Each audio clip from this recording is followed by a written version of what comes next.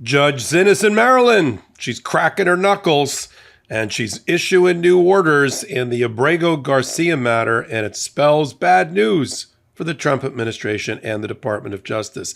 I'm going to put it in context of some recent rulings, all in the immigration and deportation civil rights violation by Donald Trump. You're here on the MeidasTouch Network and Legal AF. I'm Michael Popok. Let me dive in. Judge Zennis has been, in a masterful way, been presiding over the administration of justice in Maryland for the Armando Abrego Garcia case. She's been affirmed by the Supreme Court 9-0. She's been affirmed by two different panels of the Fourth Circuit Court of Appeals, 3-0 apiece. There is no more powerful federal judge than that, and she's taking it seriously.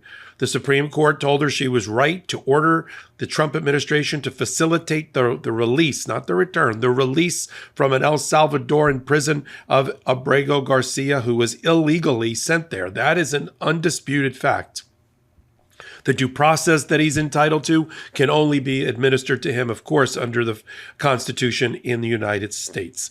And so we have this constant friction, and two things burst out into the open just in the last 48 hours in her courtroom. One, you've got the media, which is sort of fed up with all of the attempts by the Trump administration primarily to seal, redact, black out their filings. I mean, there are just about a dozen sealed filings on the docket. Now, this is the way the public justice system works. You and I and everybody else, we have a seat at the table. It's the criminally accused who's innocent unless proven guilty. It's the prosecution team. It's the judge. But it's also the public. And that's why our court system is done in the open, in the sunshine. We don't have star chambers on purpose, at least currently. And so as part of being a stakeholder in the public justice system, where somebody is both accused and either cleared or convicted in the public domain, we have to be able to look at documents that are filed. That's how I can have a show like Legal AF with all of these court docs. Can't be in every courtroom at all at the same time. And so there are certain ways and very limited, narrow exceptions to the rule that all documents are public. And we allow, under certain limited circumstances, for a party to assert some sort of privilege or a secrecy around the filing, even for a short time, and allow it to be filed under seal. So then when I click the button, I can't get it. So there's just been a series of under-sealed things. I'll tell you the one that kicked this off, and I'm sure it got the media, who have now filed a motion to intervene in the case for the purposes of getting the docket and those docket entries unsealed, so they can do the reporting, so they can do their part in our democracy. I think what kicked it off was about 2 weeks ago. The judge had ordered very fast-paced discovery in the case, that the government would have to provide depositions, question and answers under oath in live testimony before a court reporter, and answer questions and provide documents. And then there was, right on the eve of when that was supposed to start, the parties both filed sealed papers, and the judge says, I'll give you a week. Now, I thought it was related to trying to look under the wrap here. I thought it was related to a filing that was made by the Trump administration to the Abrego Garcia side, in which they said they were engaged in diplomatic channels to try to get his return. And maybe the plaintiff's side believed that, and they asked for a break so the prying eyes wouldn't help the process. So the judge saw the sealed motions. The court always sees them, but we didn't. So we're speculating, but I think I got a pretty good guess why she postponed the discovery for a week. Then the Trump side asked for more time. She said no. And now we've got another set of filings by the Trump administration in which they're exercising or trying to exercise state secrets privilege to prevent their answering any questions about what they're doing to facilitate. So the judge has ordered them to facilitate. The Supreme Court has affirmed her order, and their response is, we can't tell you. Originally it was, we're never going to get them back. Let's go through the iterations of the Trump administration about their flip-flopping on these positions. First it was, we're never getting him back. Literally, he's there forever, and we don't have to give him due process. Then the order came out, it's confirmed by the Supreme Court, which said you must facilitate his release from prison.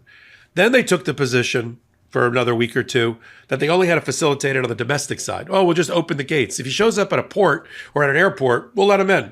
And the Fourth Circuit, led by Judge Wilkinson, took a look at that ridiculous position and said, that's not a good faith interpretation of the Supreme Court's ruling, so that's wrong. Moms know the hustle's real.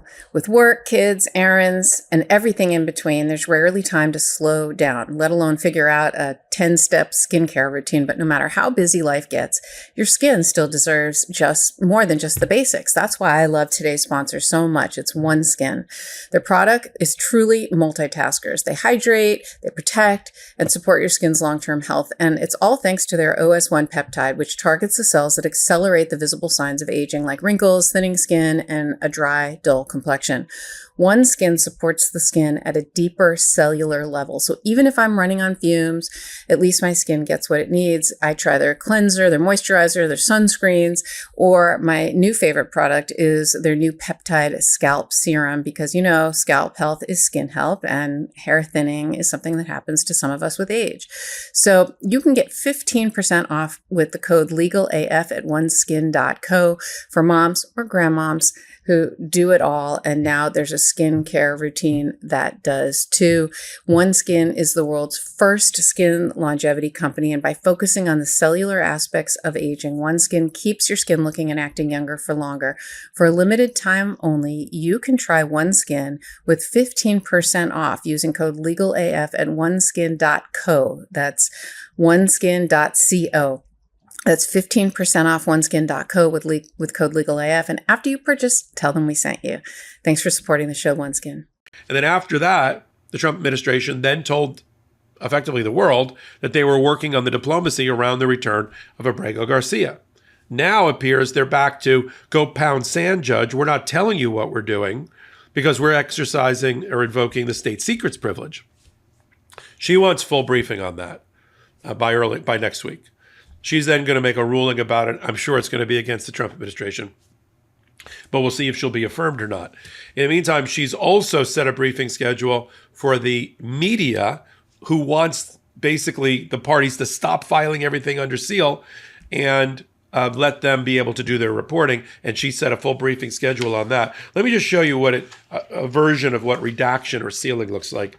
The plaintiffs also filed a motion in the last 48 hours, a motion for additional depositions, more questions and answers under oath, because the first round was insufficient. And the judge had told her, if you need more time, if you need more depositions, come back to me.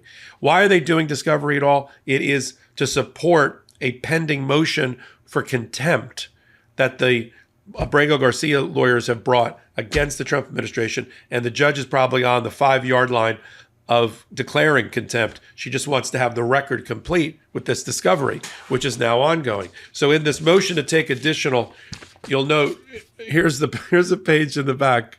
All that black is what I can't tell you what it says. It says, for instance, and this is the part I probably want to hear so I can analyze it for you. On page 4 of their motion, it says, as to the steps taken in the past to facilitate Abrego Garcia's return. I was like, yes, what are they? And blackout. Similarly, I thought, this is my second favorite page. This is what the media is trying to lift the veil, if you will. This one's, all it says on this entire page is, as to the steps anticipated in the future to facilitate Abrego Garcia's return. I was like, yes. And all right. So that's my world of sealing and redaction. That's your lesson for today. And we're gonna see. Here's my prediction. I think the judge is going to let the media in for the sole purpose of her going through methodically the already sealed documents, putting the pressure back on the parties to justify the sealing, and then she's going to lift the seal, and we'll be able to do more reporting. That's what happens in a case. Sometimes a year into the case, they start kind of backfilling and releasing documents that were filed originally, and then we can do reporting on it. It sounds like it's old reporting. I'll say something like 4 months ago in October or whatever, Popok. What kind of hot take is this? But it just got released, and that's why we're doing it. So if she's doing that, I think she'll rule that way. She'll start ripping the black tape off on a lot of these filings.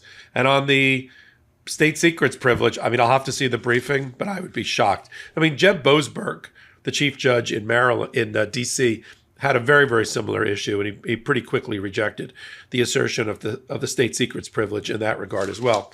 So that's the backdrop of sort of where we are right now. I'll do another hot take. 4 different judges have ruled against Donald Trump in the last 4 days on his invocation of the Alien Enemies Act to begin with. All of them saying it was unconstitutional and improper. Texas, Colorado, New York, Maryland, the whole gamut. So he's really on a losing streak, Trump, and trying to bring the country down with him. And he's pressing his losing hand with his various appeals related to these issues. But we'll follow it the only way we know how, without blowing smoke or sunshine, right here on the MeidasTouch Network and on Legal AF. Come on over to the Legal AF YouTube channel as well as we continue to grow that pro-democracy channel.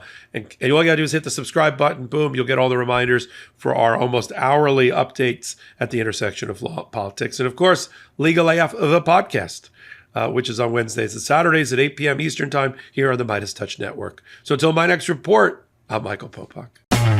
Can't get your fill of Legal AF? Me neither. That's why we formed the Legal AF Substack.